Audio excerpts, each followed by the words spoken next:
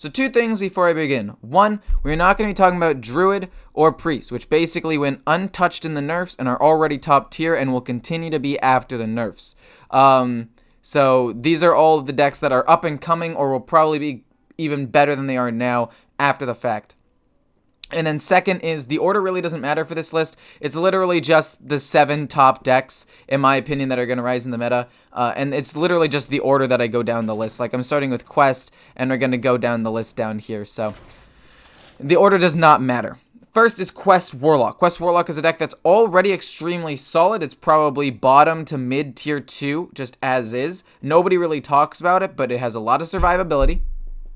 It's got the combo potential to burst down Priest decks, and it's got the survivability to, in at least a decent number of cases, beat aggro.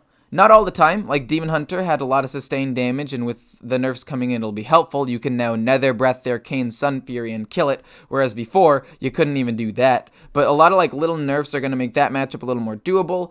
The Metamorphosis doing 2 less damage. This damage matters in these matchups, and if you just learn how to play into certain aggro matchups, because they will still exist, and just learn to keep certain removal, life tap less, not be as greedy with things like Nether Breath and use it for 4 health instead of 8, or just drop Fell Bolts immediately and stuff like that, you can definitely find some success. And if you find a...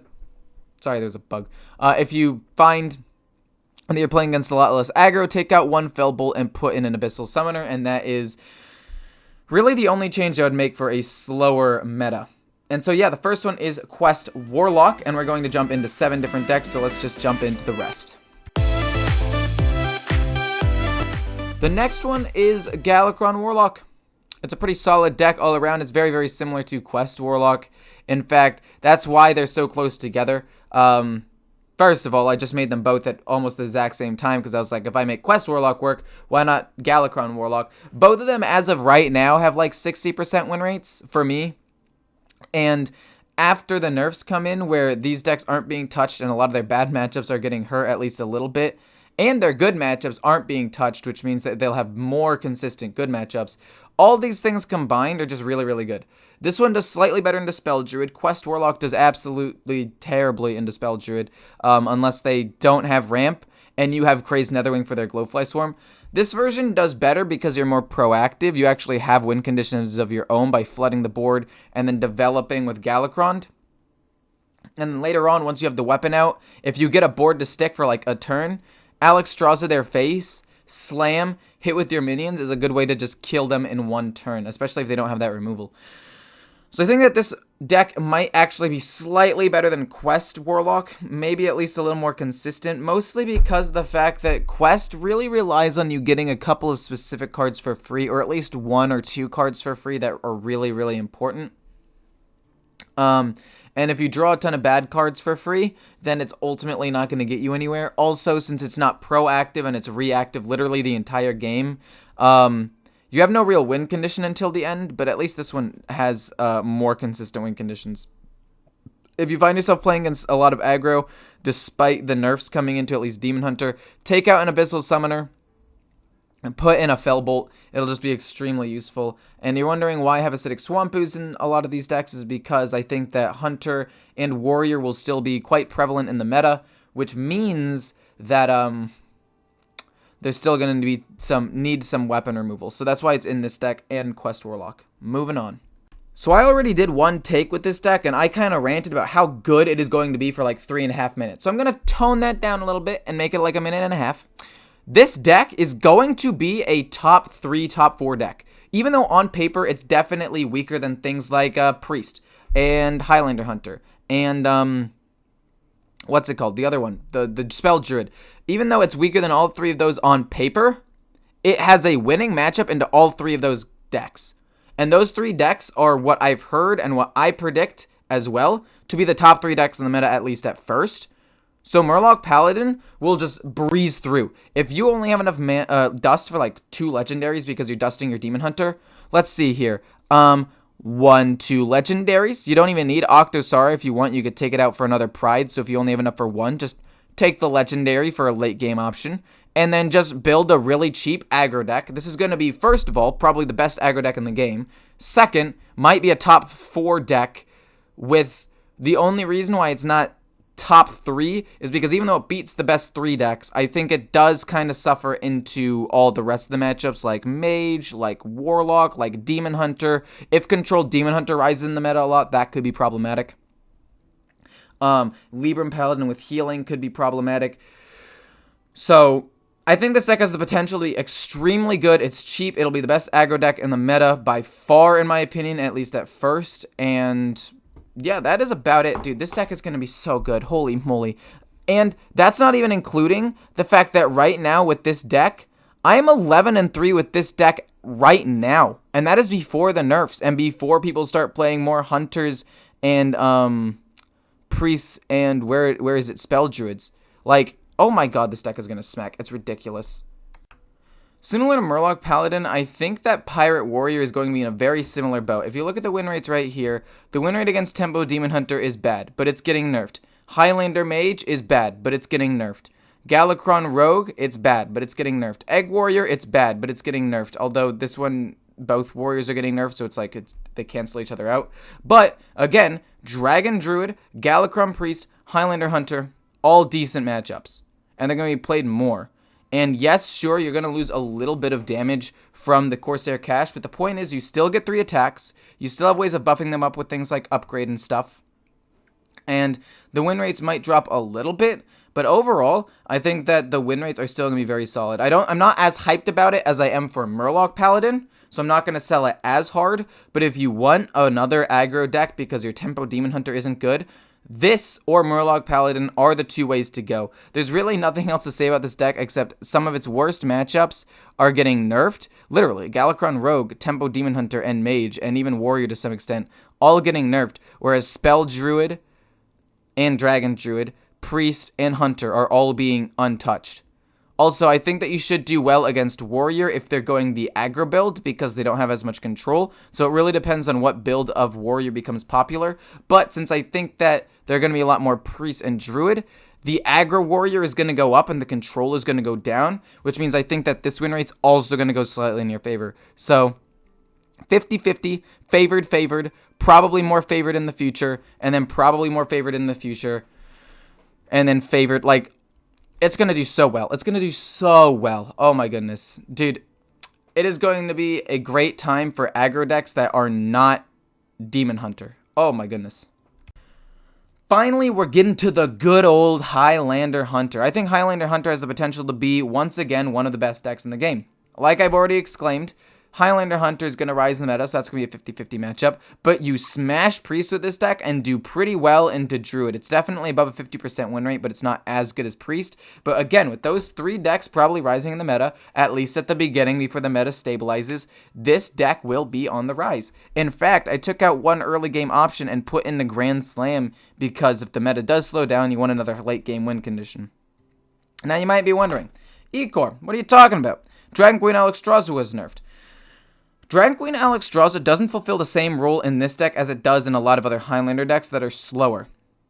With this one, it's just to pile more stats onto an already existent, probably winning board, right? So if you're only able to play 8/8 on one turn and then you're able to flood more on the board the next turn, it doesn't even feel that bad because first of all, you never want to play both of the dragons you get anyway. Usually you'll only play the best one. Or the worst one and then play the best one to restabilize, sorry. But second, again, it's only to get extra stats on the board. It's not to like be a huge swing. So if you have to play it out a little bit slower and just develop a board turn after turn, it's not better because they cost 1 mana. So it's definitely not better. But it's not going to hurt you nearly as badly as you think it is just because of the way that the deck runs, right? You have really good tempo. You take control of the board the entire game, and then this is a win harder kind of card. Obviously, sometimes you'll need it late game, and usually both dragons won't be insane anyway. You'll usually get one dragon that's better than the other. So if you do need to use it to restabilize the board, use it turn 10, restabilize the board, and you're still fine. It's not as big of a deal. Personally, I don't think the nerf is going to affect the deck that much. If you think the deck needs to be even better late game, because one of its late game options was nerfed, you can take out the Og Merchant and put in something else. I haven't really thought about it too much because I do want to keep the Og Merchant in there, but you can definitely find a way to maybe put in some sort of extra late game win condition at 5 or more mana. This deck is going to be very good. This deck has always been pretty good, and with its literal worst matchup, Demon Hunter, being nerfed, and some of its good matchups being relatively untouched, I feel like this deck has a lot of potential to be very, very, very strong. So yeah, Hunter might be king again. I'm a little conflicted about Enraged Warrior, and here's why.